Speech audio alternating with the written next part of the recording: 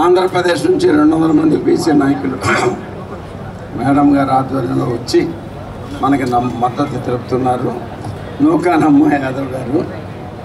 అది కాక ఈరోజు భారతీయ జనతా పార్టీ మీద, నరేంద్ర మోడీ గారి మీద, కూటమి మీద, చంద్రబాబు నాయుడు గారి మీద, నా మీద, పవన్ కళ్యాణ్ గారి మీద నమ్మకంతో జాయిన్ అయ్యి ఈ ఎలక్షన్లో గట్టిగా పనిచేయడానికి వచ్చిన అందరూ కూడా నా ధన్యవాదాలు, ప్రత్యేక ధన్యవాదాలు.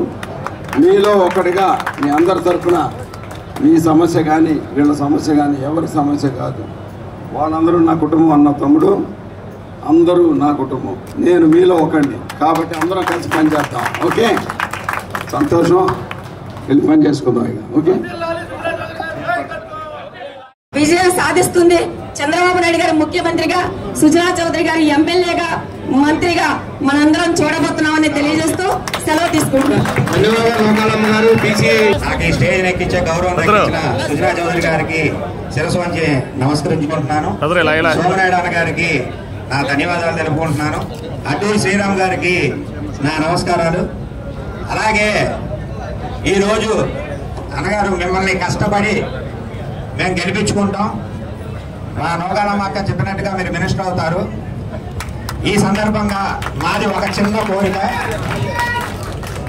మీరు ఎమ్మెల్యేగా గెలిపించుకుంటాం సార్, తప్పకుండా మేము కష్టపడతాం.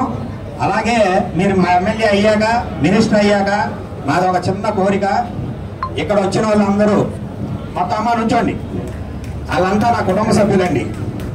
మొత్తం కోకోనట్ వెండర్స్ మొత్తం అమ్మవారి గుడి దగ్గర షాపులు తీసేయడం వల్ల రోడ్డు మీద నుంచొని ఎండలో వ్యాపారం చేసుకుంటున్నారు. ఇల్లు అమ్మవారి గుడి ఒట్టుకొక్కలు అయిపోయారు.